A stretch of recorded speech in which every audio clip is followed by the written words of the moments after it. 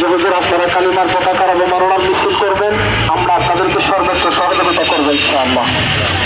তারা আমাদেরকে সহযোগিতা করেছেন, আর আমরা ধন্যবাদ জানাই আমাদের সাংবাদিক বন্ধু ভাইদেরকে, যারা নিজেরা এসে আমাদের এই কালিমার পতাকার মিছিলকে তারা সংবাদ মাধ্যমে প্রচার করতেছে।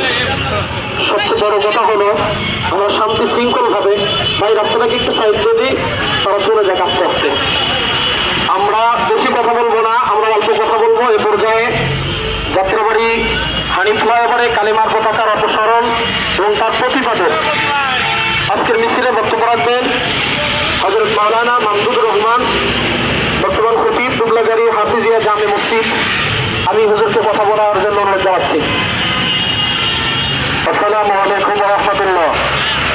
নাহমাদুহু ওয়া নুসাল্লি আলা রাসূলিল কারীম, আম্মা বাদ। কথা স্পষ্ট, আপনারা তোমার বয়ানে আমাদের মূল চাওয়া কি এটা আপনারা জানতে পেরেছেন।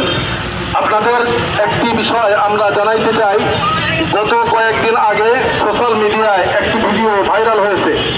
সেটি হলো সংসদে স্পিকার সাহেব কোনো একটি বক্তব্যের প্রতিবাদে উনি বলেছেন বাংলাদেশ ৯২% মুসলমানের দেশ, এই দেশে কোরআন বিরোধী, রাষ্ট্রবিরোধী, ইসলাম বিরোধী কোনো আইন প্রণয়ন হবে না এবং এটা মেনে নেওয়া হবে না। আপনারা দেখেছেন স্পিকার সাহেব এই বিষয়ে জোরালো প্রতিবাদ করেছেন। আমরা বাংলাদেশের বগুড়া জেলার শেরপুর থানাধীন আজকের এই কেন্দ্রীয় শাহী মসজিদের সামনে থেকে আমরা জানাইতে চাই, বর্তমান যেই ইস্যু অর্থাৎ কালেমার ইস্যু, এটাকে যেন সংসদে স্পষ্টভাবে এইটার ব্যাপারে যারা পদক্ষেপ নিয়েছে, অর্থাৎ কালেমার পতাকে হানি ফ্লাইওভার থেকে নামায়া আগুনে পুড়িয়েছে, সংসদের মধ্যে তাদের ব্যাপারে আমরা শাস্তি ঘোষণা চাই। আমরা সংসদের মধ্যে থেকে ঘোষণা হতে চাই, বাংলাদেশের কোনো একটি এলাকায়, কোনো একটি রাস্তায়, কোনো একটি জনপদে যদি ইসলাম বিরোধী, কোরআন বিরোধী, ইসলামের আঘাত করে যদি কোনো আইন পাশ করা হয়, কোনো সিদ্ধান্ত নেওয়া হয়, আমরা সংসদে তার ব্যাপারে আইন চাই।